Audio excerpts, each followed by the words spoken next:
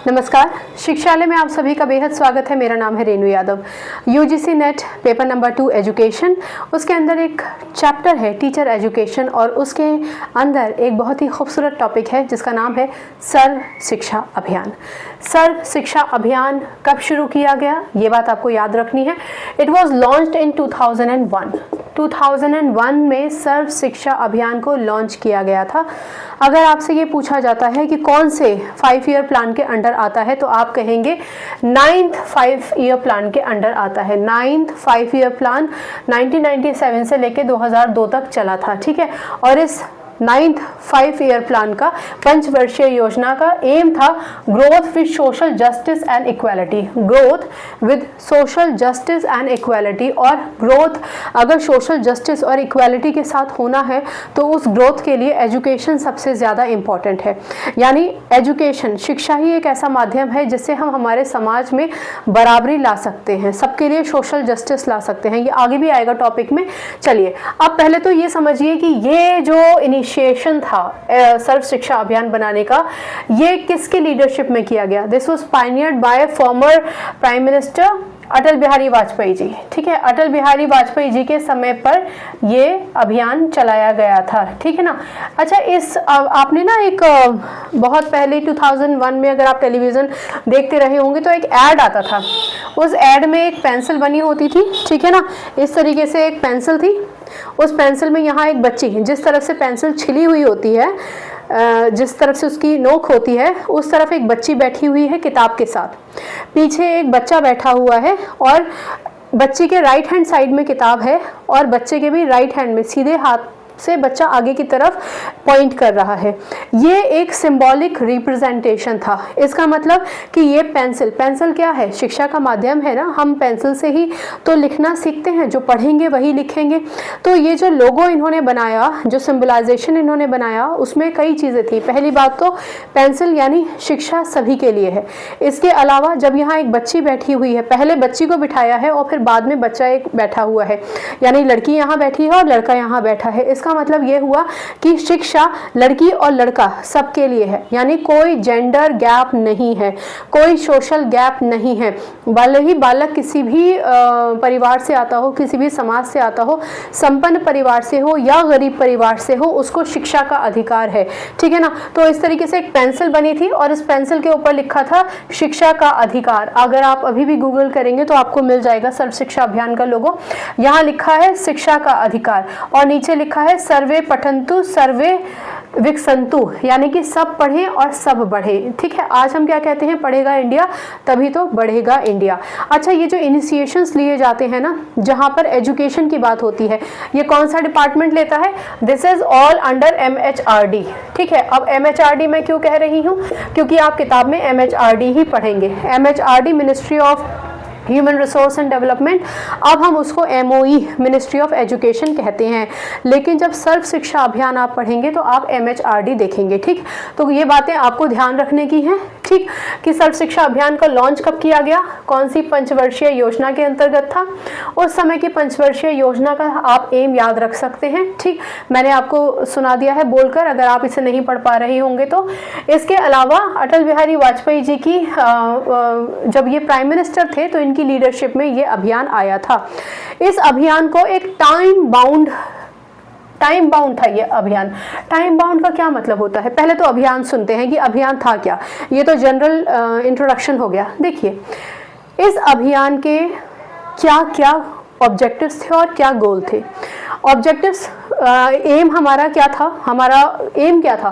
पहली बात तो ये government of India flagship programme था। फ्लैगशिप प्रोग्राम मतलब एक बहुत ही इंपॉर्टेंट प्रोग्राम था, बहुत ही इंपॉर्टेंट इनिशिएटिव था, एक पहल थी। पहल किस चीज़ की, universalisation of elementary education. Universalisation of elementary education को आप UEE के नाम से भी पढ़ सकते हैं। अगर आप कहीं भी किताब में UEE पढ़ें तो इसका मतलब universalisation of elementary education. Universalisation का क्या मतलब होता है?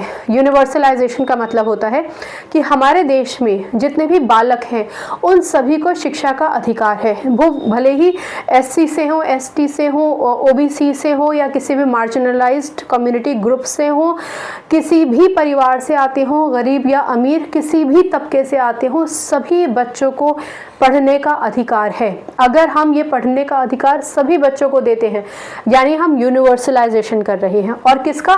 Elementary education. एलिमेंट्री एजुकेशन का मतलब होता है कक्षा 1 से लेकर कक्षा 8 तक, जहाँ पर बच्चे की उम्र 6 से लेकर 14 साल तक होती है। बच्चा अक्सर 14, 15, 16 साल में अपना 10th करता है, तो कम से कम 1st से लेके 8th तक की उसकी एजुकेशन कंप्लीट की जाए। तो ये अगर हम गोल ले पाते हैं तो ये हमारा यूनिवर्सलाइजेशन ऑफ एलिमेंट्री एजुकेशन कहलाया जाएगा। यहाँ पर एक शब्द देखेंगे आप, टाइम बाउंड मैनर। किताब में ये शब्द लिखा होगा, time bound manner. Time bound का क्या मतलब होता है? यानी कि टाइम को बांध दीजिए, ठीक है। तो ये प्रोग्राम तो हम चलाएंगे लेकिन टाइम बाउंड मैनर पर। तो उस समय ये इनिशिएटिव 2001 में लिया गया और ये मान के चला गया कि 2010 तक, 2001 में इनिशिएट किया है और 2010 तक हम हमारे देश के जितने भी 6 से लेकर 14 साल तक के बच्चे हैं उनको कम से कम हम एलिमेंट्री एजुकेशन ज़रूर देंगे। ये टाइम बाउंड था, यानी हमने हमारा एक प्लान बनाया और ये सोचा कि इस प्लान को एग्जीक्यूट करेंगे और अकम्प्लिश कर लेंगे, सबको एनरोल कर लेंगे। हालांकि फिर बाद में हमने इस टाइम को और आगे बढ़ा दिया, ठीक है। तो अगर आप टाइम बाउंड देखेंगे तो आप समझ जाएंगे। चलिए, अब इसका ये तो हमारा ऑब्जेक्टिव हो गया कि ये था। इनका क्या टारगेट था? जैसा कि हमने यहाँ पर लिखा है, यूनिवर्सल एलिमेंट्री एजुकेशन, यानी टारगेट करना है कौन से बच्चों को? उन बच्चों को जिनकी उम्र 6 से लेकर 14 साल। ऑब्जेक्टिव एम एक ही बात होती है, गोल हमारा क्या है वही हमारा ऑब्जेक्टिव कहलाया जाता है। चलिए, अब ये तो आपने पढ़ लिया। इसके बाद जब हमारा RTE, right to education, 86th amendment on the constitution, 86 amendment बहुत ज़्यादा ज़रूरी है, इसको याद रखिएगा। 86 अमेंडमेंट कहता है कि शिक्षा का अधिकार हर एक बालक को है जो 6 से लेकर 14 साल तक का है। इसके अलावा किताब में आप पढ़ेंगे कि इसी आर्टिकल में, इसी अमेंडमेंट में 21, ये 86 अमेंडमेंट जो कॉन्स्टिट्यूशन का है वो राइट टू एजुकेशन कहता है। राइट टू एजुकेशन यानी कि शिक्षा का अधिकार। शिक्षा का अधिकार किस में? 6 से लेकर 14 साल तक के हर एक बच्चे को शिक्षा का अधिकार है। ये नहीं कि बच्चा किसी ढाबे पे जाके काम कर रहा है या छोटी उम्र से ही मजदूरी के लिए बैठ गया, नहीं, उसको शिक्षा का अधिकार है। फिर इसमें एक और अमेंडमेंट लाया गया जो आप 21A के नाम से पढ़ेंगे, 21A, ठीक है। 21A वो अमेंडमेंट ये कहता है कि जितने भी स्टेट्स हैं, जितने भी राज्य हैं, ये इंश्योर करें कि उनके यहाँ का कोई भी बच्चा अछूता ना रह जाए शिक्षा से। तो इस अमेंडमेंट में 86 अमेंडमेंट राइट टू एजुकेशन है, आपको शिक्षा का अधिकार है, ये आपका मौलिक अधिकार है, ये आपका फंडामेंटल राइट है। इसके अलावा 21A इंसर्ट कर दिया गया, तो इसका मतलब ये हुआ कि हर एक स्टेट ये इंश्योर करेगा कि फ्री और कंपल्सरी एजुकेशन दो, फ्री दो, किसी को कोई पैसा देना नहीं है। एंड डेफिनेटली ये सरकार की योजना है, तो यहाँ पर सरकारी स्कूल इस इनिशिएटिव से बाउंड है, ठीक है। चलिए, आई होप ये आपको समझ में आता है। फ्री और कंपलसरी एजुकेशन 6 से लेकर 14 साल तक की उम्र के बच्चों को मिलना चाहिए। इसके बाद और भी अमेंडमेंट्स आए। आई थिंक 21A के अंदर ये भी था कि जो अर्ली चाइल्डहुड बच्चा 6 से लेकर कम उम्र का जो बच्चा है उसकी भी केयर की जाए, उसको भी पढ़ाई में लेकर आया जाए। लेकिन मोटा मोटा 6 से लेकर 14 साल मेन टारगेट था हमारा, क्योंकि बच्चा तभी से पढ़ना और लिखने की उसको समझ होती है, वो किसी नेक्स्ट पर्सन यानी टीचर की बात को ग्रैस्प कर सकेगा प्रॉपर तरीके से, ठीक है। इसमें अर्ली चाइल्डहुड वाला आप इस समय आप इसको मेन याद रखिए, ठीक है, ये इंपॉर्टेंट है। चलिए, इसके अलावा और क्या था? और ये था कि सर्व शिक्षा अभियान के माध्यम से यदि आप एजुकेशन दे रहे हैं तो एजुकेशन देने वाला कौन है? टीचर है। तो सबसे बड़ी बात तो ये है कि टीचर को ये समझाना है कि ये जितने भी बच्चे हैं अब स्कूल में आ रहे हैं जिनको फ्री और कंपलसरी एजुकेशन देना मस्ट है, भले ही वो किसी भी क्लास और किसी भी स्टेटस के हों, इससे फ़र्क नहीं पड़ता, शिक्षा के नज़र में सब बराबर हैं। तो टीचर की ये ग्रूमिंग बहुत ज़रूरी है। टीचर को पता होना चाहिए कि इंटीग्रेटेड एजुकेशन, इंक्लूसिव एजुकेशन क्या है। टीचर का प्रोफेशनल डेवलपमेंट बहुत ज़्यादा ज़रूरी है। टीचर को ये पता होना चाहिए कि सोशली हमें किस तरीके से बच्चों से कनेक्ट करना है और अपनी स्टडीज़ को किस तरीके से सुगम बनाना है, ताकि हर उस बच्चे तक शिक्षा पहुँच सके जिसको घर में गाइड करने वाला वाला कोई नहीं है, या फिर वो एक्स्ट्रा पैसे देकर कहीं ट्यूशन नहीं जा सकता। हमारे पास बच्चा आ रहा है तो हमारे पास से बिल्कुल सीख कर चला जाए, ठीक है। तो एक इनका इनिशिएटिव ये भी था कि इन सर्विस टीचर ट्रेनिंग ज़रूर दी जाए। In service teacher training, pre service teacher training अलग होती है। वो कोर्सेज होते हैं जिनको करके हम टीचर बनते हैं, जैसे कि बीएड हो गया, बीएलएड हो गया, डीएलएड हो गया। ये इन सर्विस टीचर ट्रेनिंग की बात कर रहे हैं, यानी हम ऑलरेडी नौकरी में हैं, अब हमें ट्रेनिंग दी जाएगी। और ट्रेनिंग क्यों दी जाएगी? ताकि हम प्रोफेशनली डेवलप करें, ग्रूम करें, हमारा ग्रोथ हो, हमें पता हो कि किस तरीके से हमें ये जो बच्चे आ रहे हैं इन बच्चों को एक क्लासरूम का एनवायरनमेंट देना है।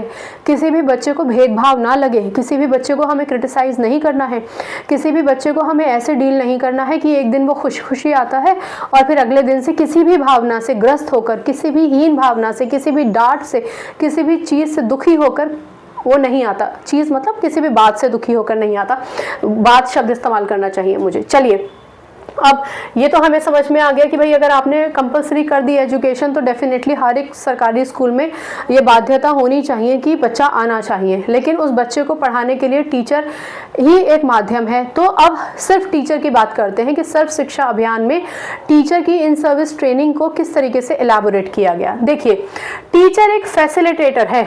अब आप ये मत मान के चलिए कि जो कुछ भी है वो टीचर ही है।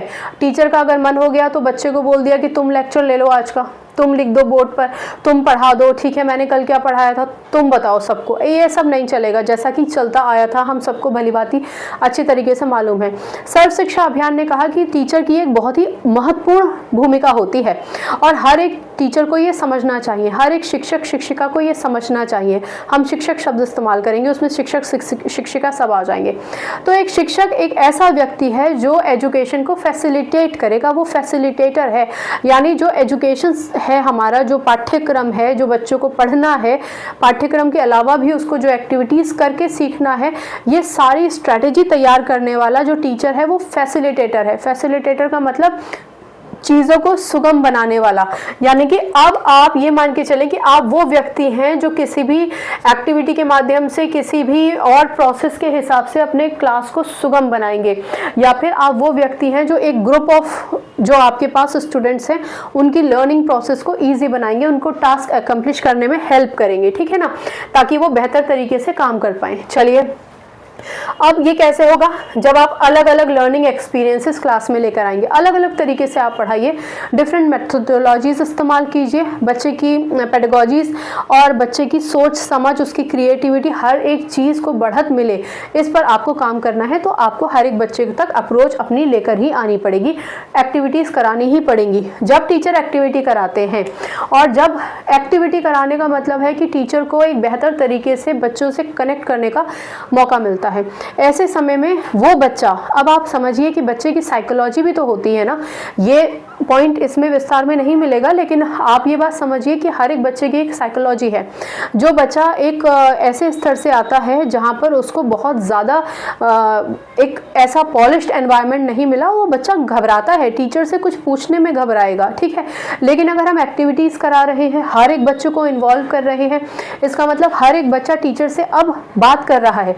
तो ऐसे टाइम पर टीचर और स्टूडेंट के बीच में एक बॉन्ड बन जाता है, ठीक है। और ये बॉन्ड बेसिकली एक्टिविटीज़, आप एक्टिविटीज़ कराइए और बच्चों से कहिए कि रोज़मर्रा के अपने जीवन से कुछ कुछ पाठ वो सीख कर आएँ। आप मैथमेटिक्स सिखा रहे हैं और आपने बच्चों को कहा कि वो हर एक वो चीज़ जिससे तुम्हारी मैथमेटिक्स ग्रूम होती है, तुम उससे अपनी मैथमेटिक्स को कनेक्ट करो। यानी कि बच्चे को आपने एक बिना कहे एक होमवर्क दे दिया और उसको एक ऐसी एक्टिविटी, एक ऐसा टास्क दे दिया कि कल वो आकर आपसे खुशी खुशी बताएगा कि उसने किस तरीके से मैथमेटिक्स का यूटिलाइजेशन किया।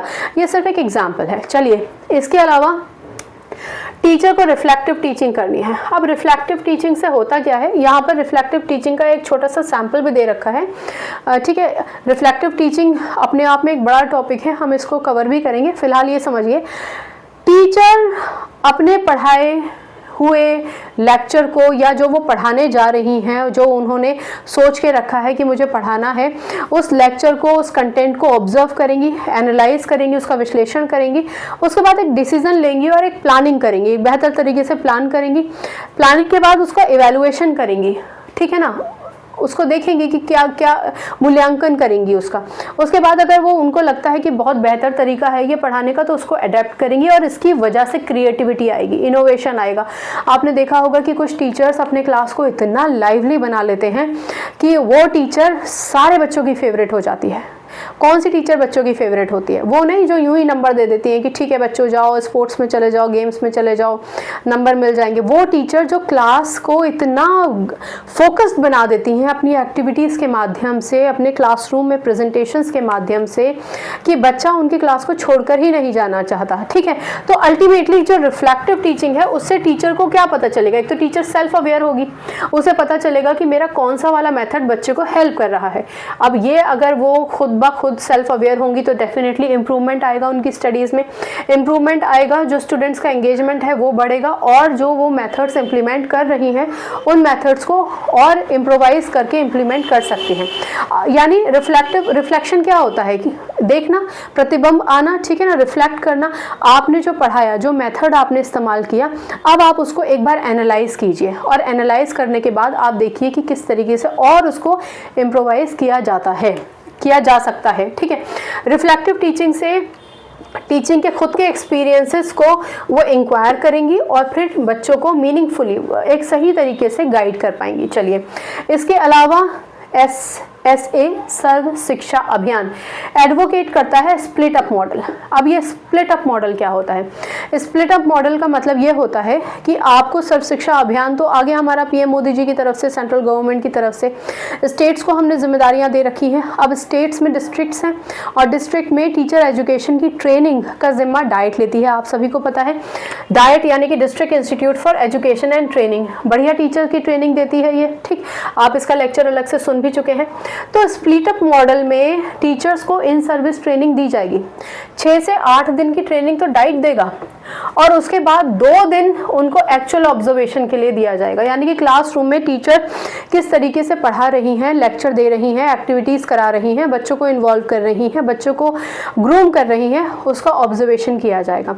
जब उसका ऑब्जर्वेशन किया जाएगा तो फिर टीचर को खुद को भी पता चलेगा कि उसका कौन सा मेथड सबसे बेहतरीन था और कौन कौन सी चीज़ें उनको नहीं करनी चाहिए थी। ये सब इसलिए क्योंकि हमारा सर्व शिक्षा अभियान हर एक तबके से बच्चे को एक साथ एक क्लासरूम में लेकर आया है। पहली बार उस बच्चे को पता चला कि मैं इन सबके जैसा हूँ। अगर एक बड़े घर के बच्चे को शिक्षा का अधिकार है तो मुझे भी है, भले ही फिर मैं किसी भी परिवार से आता हूँ। ठीक है ना, तो अल्टीमेटली टीचर को अगर हम ट्रेनिंग देंगे तो एक क्लासरूम एनवायरनमेंट बढ़िया हो जाएगा। इसके अलावा सर्व शिक्षा अभियान NCF की गाइडलाइंस को ध्यान में रखते हुए, मद्देनज़र रखते हुए, NCF नेशनल करिकुलम फ्रेमवर्क कब आया? 2005 में। NCF का बेसिकली काम होता है कि वो एक करिकुलम बना देगा। करिकुलम बनाने के बाद टीचर्स जो करिकुलम बना देगा, एक्शन रिसर्च पे काम करेगा, अपनी तरफ से पूरा प्रिस्क्रिप्शन दे देगा, प्रिंसिपल्स और लेआउट बना देगा, एक रोड मैप बना देगा। NCF नेशनल करिकुलम फ्रेमवर्क, राष्ट्रीय तौर पर करिकुलम क्या किस तरीके से होना चाहिए उसका एक फ्रेमवर्क बना के, एक रोड मैप बना के आपको दे देगा। ये ऑब्जेक्टिव्स हैं, ये प्रिंसिपल्स हैं, ये करिकुलम है, इस तरीके से ये एक्शन रिसर्च हैं, ये आउटपुट्स हैं, और आपको दे देगा। अब सर्व शिक्षा अभियान उसको अपलिफ्ट पिकअप कर लेगा और पिकअप करने के बाद अपने टीचर्स को उसी तरीके से ग्रूम करेगा। तो NCF 2005 की गाइडलाइंस के हिसाब से, NCF एक अलग सेपरेट टॉपिक है, हम सेपरेट पढ़ेंगे भी, यहाँ सिर्फ एक छोटा सा इंट्रोडक्शन आपको पता चल गया। तो NCF के गाइडलाइंस के रिकमेंडेशन के हिसाब से SSA ने training of the teachers in area सिर्फ एक जगह पे ट्रेनिंग नहीं की है, हर सेक्शंस में, भले वो आर्ट हो, हेरिटेज हो, क्राफ्ट हो, हेल्थ हो, फिजिकल एजुकेशन आप जानते ही हैं, वर्क एजुकेशन, ठीक है, एजुकेशन फॉर पीस, ये बहुत ज़्यादा ज़रूरी है। आप सोचिए उस समय हमारा भारत, इस समय हमारा भारत, काफ़ी फ़र्क है। आगे 30, 40, 50 साल के बाद भारत के कुछ और चैलेंजेस होंगे, लेकिन उस समय के चैलेंजेस क्या थे? उस समय के चैलेंजेस थे सब बच्चों को इकट्ठे क्लब करना, कोई किसी जाति से, किसी धर्म से आ रहा है, ये सब कुछ भूल जाना है, कौन किस जनजाति से आ रहा है, ये सब कुछ भूल जाना है। अगर वो आ रहा है क्लास में, जो उसको आना ही चाहिए 6 से 14 साल तक की उम्र का अगर वो बच्चा है तो उसके लिए ये आपको, ये सब चीज़ों में तो टीचर को आप एजुकेट करेंगे ही। इसके अलावा एजुकेशन फॉर पीस, इसका मतलब क्या है? कॉन्फ्लिक्ट रेजोल्यूशन, अगर कोई झगड़ा हो गया, कोई छुटपुट बात हो गई, तो उसको किस तरीके से सूझ समझ के साथ बिना लड़ाई के रिजॉल्व करना है, वो इसमें सिखाया जाएगा। सोशल जस्टिस के बारे में बच्चों को बताया जाएगा। हम ही बच्चों को बताएंगे ना कि बेटा आप सब सोशली बराबर हैं, फंडामेंटली आप सबको एक जैसे राइट्स मिले हैं, तो टीचर ही बताएंगी ना। तो एजुकेशन फॉर पीस में ह्यूमन राइट्स के बारे में बताया जाएगा, ठीक है। इसके अलावा इसका मेन पर्पस क्या है? एजुकेशन फॉर पीस का मेन फंक्शन है कि कल्चर ऑफ पीस डेवलप किया जाए। कल्चर ऑफ पीस, हार्मनी बना के रखिए, फॉस्टरिंग हार्मनी बना के रखिए, सब के सब एक दूसरे के साथ प्यार से बढ़िया सद्भावना के साथ रहिए। कोई किसी से ऊंच नीच की भावना नहीं रखेगा, भेदभाव की भावना नहीं रखेगा, लड़ाई झगड़े में नहीं पड़ेगा, उसको रिजॉल्व करना। ये सारी की सारी चीज़ें भी टीचर को, ये सारी बातें भी टीचर को सिखाई जाती हैं ट्रेनिंग के माध्यम से। इसके अलावा ये तो हमारे सब्जेक्ट्स हो ही गए भाई। हमारे बेसिक सब्जेक्ट्स क्या होते हैं? इंग्लिश, हिंदी, मैथ्स, साइंस और सोशल। साइंस और सोशल को क्लब कर दीजिए आप, हिस्ट्री, ज्योग्राफी और साइंस को क्लब कर दीजिए। ईवीएस कहलाया जाएगा पर्टिकुलरली। एसएसटी और साइंस को हम यूजली ईवीएस कह देते हैं, एनवायरमेंटल स्टडीज़, ठीक है। तो ईवीएस हो गया, लैंग्वेजेस हो गई और मैथमेटिक्स हो गई। ये तो हमारी बेसिक हैं ही, बेसिक सब्जेक्ट्स हैं ही जिसमें टीचर को ट्रेनिंग मिलती है। लेकिन उसके बावजूद उसके अलावा भी इन सब्जेक्ट्स में टीचर को पूरी तरीके से ट्रेन किया जाए। और एजुकेशन फॉर पीस आप बिल्कुल भी मत भूलिएगा, ठीक है ना। चलिए, अच्छा, टीचर ट्रेनिंग का ना एक बहुत ये बेनिफिट होता है कि जब ऊपर से कोई रिसोर्स पर्सन आता है, हायर अथॉरिटी से जब कोई रिसोर्स पर्सन आकर कुछ कहते हैं, तो वो टीचर को कंपल्सरी लगता है, उनको लगता है कि नहीं ये हमें करना ही है। वैसे आप अपने पर्सनल लेवल पर अपने कोलीग्स को कितना भी पुश कीजिए कि नहीं हमें ऐसा नहीं करना है, हमें सबको बराबर समझना है, उस समय के भारत में, आगे आने वाले भारत में, आज के परिवेश में बहुत सारे चैलेंजेस हैं। लेकिन यदि एक चैनलाइज फॉर्मेट में एक ऊपर की अथॉरिटी जब ट्रेनिंग देती है या ट्रेनिंग की फैसिलिटी देती है, तो अब हर एक टीचर के लिए वो ट्रेनिंग में सीखने के बाद उनकी एक ड्यूटी हो जाती है, कर्तव्य हो जाता है। चलिए आगे बढ़ते हैं। इसके अलावा एसएससी ने क्या किया? Stressed on identification of teacher training need. Training तो आपको देनी है, लेकिन ट्रेनिंग टीचर को चाहिए किस किस चीज़ में, ये भी तो एक सबसे बड़ी बात है। आप सिर्फ एक जगह बैठकर ये नहीं सोच सकते कि टीचर को क्या क्या चाहिए, तो आपको टीचर के मध्य आकर ये देखना होगा कि टीचर्स के चैलेंजेस क्या हैं। बहुत सारे चैलेंजेस हो सकते हैं टीचर के, तो टीचर के नीड्स को आइडेंटिफाई कीजिए। सबसे बड़ी बात, उनका ग्रोथ करना है आपको, उनकी, देखिए इसमें आप कहीं पर ये पढ़ सकते हैं SWOC, यानी टीचर्स की स्ट्रेंथ क्या है, उनकी वीकनेस क्या है, अपॉर्चुनिटीज़ क्या है, चैलेंजेस क्या हैं। अगर आपने ये सब समझ लिया तो आप ये समझ जाएंगे कि टीचर को बच्चे के साथ इंटरेक्शन करने में प्रॉब्लम हो रहा है या नहीं, क्या वो प्रॉब्लम का सॉल्यूशन खुद से पा रही हैं या नहीं, क्या वो एक्शन रिसर्च कर पा रहे हैं या नहीं, क्या वो इंटरैक्टिव एक्टिविटीज़ करवा पा रहे हैं या नहीं, क्या वो सोशली बच्चों के साथ सुगमता से इंटरैक्ट कर रहे हैं या नहीं, क्या वो हर एक बच्चे के साथ इक्वल हैं या नहीं, या फिर अगर कोई बच्चा किसी भी क्लास में ग्रैस्प नहीं कर पा रहा है तो उस बच्चे के साथ जो चैलेंजेस हैं उन चैलेंजेस को कॉम्बैट करने के लिए, फिनिश करने के लिए, या उन चैलेंजेस को फेस करके एक सोल्यूशन लेकर आने के लिए टीचर्स को किस तरीके की ट्रेनिंग मिलनी चाहिए। तो ये तो आपको तब पता चलेगा ना जब आपको पता चलेगा कि ट्रेनिंग की नीड्स क्या है, यानी कि ट्रेनिंग हमें कौन कौन से एस्पेक्ट्स पे करनी चाहिए। अब आज के दौर में इतना डिजिटलाइजेशन हो गया है, तो टीचर्स को साइकोलॉजी बच्चों की पढ़नी है, बच्चा कभी डिप्रेशन में जा रहा है, बहुत स्ट्रेस ले रहा है, तो अब जो ट्रेनिंग है वो इस तरीके की जाती है। वो समाज में सबसे बड़ी बात है कि सबको बराबर समझो, सबके कैलिबर को परखो, सबको इक्वल ट्रीट करो, बहुत सारी चीज़ें थी, ठीक है ना। तो अगर आप टीचर्स के इन सब चीज़ों को, आयामों को पढ़ पाएंगे तो फिर आप टीचर के सही ट्रेनिंग के हिसाब से उनके मॉड्यूल्स बना पाएंगे, ठीक है। और ये मॉड्यूल्स बनाने के काम इन्होंने दिया स्टेट रिसोर्स ग्रुप्स को और डिस्ट्रिक्ट रिसोर्स ग्रुप को। जो स्टेट रिसोर्स ग्रुप हैं, स्टेट राज्य, तो राज्य में ही तो डिस्ट्रिक्ट होंगे, तो डिस्ट्रिक्ट अपने जितने भी ब्लॉक्स और के टीचर्स हैं उन सबको देख लेंगे, बहुत इजी है भाई। डिस्ट्रिक्ट अपने अंडर जितने भी ब्लॉक्स आते हैं, गांव आते हैं, उन सबको देख लेंगे, और स्टेट उन तक उनके टीचर्स को और उनके अथॉरिटीज़ को ट्रेन कर सकते हैं। तो अल्टीमेटली ये ट्रेनिंग मॉड्यूल्स में ट्रेनिंग SRGs और DRGs के हिसाब से दी जाती हैं। ये वो ग्रुप होते हैं, SRGs में वो ग्रुप होते हैं प्रोफेशनल्स के, जो आपको हर तरीके का सपोर्ट देते हैं। इसका मतलब इन दोनों ग्रुप्स का जो मेन मकसद होता है वो होता है educational success at local level, अपने अपने लेवल पर एजुकेशन सक्सेस। और एजुकेशन सक्सेस का सिर्फ ये मतलब नहीं होता कि बच्चा स्कूल में आ गया, एडमिशन ले लिया, रिटेन कर लिया, नहीं, वो रिटेन कर लिया यानी कि ठहरा रहा। तो ये जो सर्व शिक्षा अभियान है ना, इसका ये भी मोटिव था कि भैया बच्चा एडमिशन ले और रिटेन करे, ये नहीं कि ड्रॉप आउट होकर चला जाए, ठीक है। तो ये ड्रॉप आउट नहीं हो, बच्चा रिटेन करे और बच्चा रिटेन करने के साथ सीखे भी, ऐसा नहीं कि सीखे ही नहीं, उसको कुछ आए ही नहीं। तो ये इंश्योर करता है हमारे स्टेट रिसोर्स ग्रुप्स और हमारे डिस्ट्रिक्ट रिसोर्स ग्रुप। चलिए, बहुत बढ़िया। अब SSA recommend teachers design should emphasize on local contextuality। ये बहुत ज़्यादा ज़रूरी है कि भैया टीचर को जब आप ट्रेनिंग दे रहे हैं ना, तो लोकल कॉन्टेक्स्ट में आप उनको रीडिंग दीजिए, यानी उनकी ट्रेनिंग दीजिए। इसका मतलब कि लोकली जो हमारा अपना एनवायरनमेंट है, हमारा कल्चर है, हमारी परंपराएं हैं, हमारा जो रियल वर्ल्ड अप्रोच है, जो रियल वर्ल्ड है, जो हमारा रियल वर्ल्ड है, उसके हिसाब से हमको एजुकेशन दी जाए, ताकि बच्चा बिल्कुल कट ऑफ महसूस ना करे अपने एनवायरनमेंट में। उसको घर जाने के बाद ऐसा ही लगे कि हाँ वो यहीं से बिलोंग करता है, ये सब उसी का है। तो उसका कल्चर वो ना भूल जाए, उसका हेरिटेज वो ना भूल जाए, उसका आर्ट एंड क्राफ्ट अगर कुछ है वहाँ का तो वो ना भूल जाए, उसका रिचनेस ना भूल जाए, उसका रियल वर्ल्ड उसके साथ में हमेशा जुड़ा रहे। यानी लोकल कंटेक्स्ट में टीचर्स को ट्रेनिंग देनी है। इसके अलावा specifies in teacher learning situation.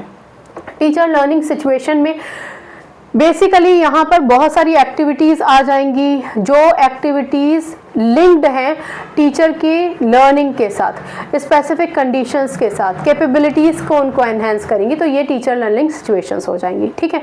इतना आई होप आपको समझ में आया होगा। चलिए, a list of suggested readings educational audio video programmes for teachers have been provided in the guidelines. तो टीचर्स को सीखने में, समझने में किसी भी तरीके की कोई दिक्कत ना आए। रिसर्च पेपर्स होते हैं, जर्नल्स होते हैं, बहुत सारे रीडिंग आर्टिकल्स होते हैं, टीचर्स को वो सब कुछ प्रोवाइड किए जाएँ। ऑडियो वीडियो एड उनको प्रोवाइड किया जाए, ताकि टीचर को पूरी तरीके से उनको समझ में आए कि हमें इंक्लूसिव क्लास किस तरीके से लेना है, क्लास को इंटरेक्टिव कैसे करना है, क्लास में हमें इक्वालिटी को कैसे एनहांस करना है, सोशल इक्वालिटी हमें कैसे बना के रखनी है, सभी बच्चों के इक्वल अपॉर्चुनिटी मिले उसको हमें कैसे देखना है, एम्पैथी क्या होती है वो भी हमें इंश्योर करनी है। सारे इमोशंस हमारे कनेक्टेड रहने चाहिए, ठीक है। कभी कभी हम बच्चे को किसी बात पर इतने हार्श ना हो जाए कि बच्चा पढ़ाई से ही बेरुखा हो जाए। तो ये सारी चीज़ें उनको प्रोवाइड की जाती हैं। सजेस्टेड रीडिंग मटेरियल्स उनको यहाँ पर दिए जाते हैं, एजुकेशनल ऑडियो वीडियो प्रोग्राम्स दिए जाते हैं, ताकि टीचर अपने आप को पूरी तरीके से सर्व संपन्न कर सके इस प्रोफेशन के लिए जो राष्ट्र का निर्माण करता है। कितना सुंदर प्रोफेशन है ना टीचिंग। हम भविष्य को छूते हैं, हर दिन हम भविष्य को छूते हैं। हम जैसा इन बच्चों को बनाएंगे वैसा ही भविष्य होगा। और फिर कभी कभी हम गर्व से कह सकते हैं ना कि हमने इन बच्चों को पढ़ाया था। आज हमारा नेशन एक अच्छे सेफ हाथों में है। अच्छी सोच के साथ अगर हम पढ़ाएंगे तो अच्छी सोच को ही हम पल्लवित करेंगे, है ना। चलिए, ये था सर्व शिक्षा अभियान के विषय में एक लेक्चर। इस लेक्चर को हम छोटे छोटे शॉर्ट्स में डाल देते हैं, डिस्क्रिप्शन में आपको लिंक मिल जाएगा, ठीक है। याद रखिएगा कब लॉन्च हुआ, किसके अंडर आया, ठीक है ना, RT एक्ट कौन सा था, क्या इसका टाइम बाउंड था, ये कुछ चीज़ें जो यहाँ बताई गई हैं वो आप ज़रूर याद रखिएगा। तो आज आपने पढ़ा सर्व शिक्षा अभियान के विषय में। NCF एक अलग टॉपिक है, अपने आप में एक सेपरेट टॉपिक है, हम उसके विषय में भी पढ़ेंगे। अगर इस लेक्चर में आपको कोई समस्या है, कोई चीज़ समझ नहीं आई या कुछ छूट गया, छूता रह गया, तो आप मुझे डेफिनेटली बताइए। इसके अलावा शिक्षा सब्जेक्ट से अपना संबंध, अपनी केमिस्ट्री अच्छी बनाइए, शिक्षा ले आइए। अगली बार मिलने तक अपना ख्याल रखिए, खुश रहिए और इस बार UGC नेट एग्ज़ाम क्लियर करना है, ये ठान के चलिए। नमस्कार।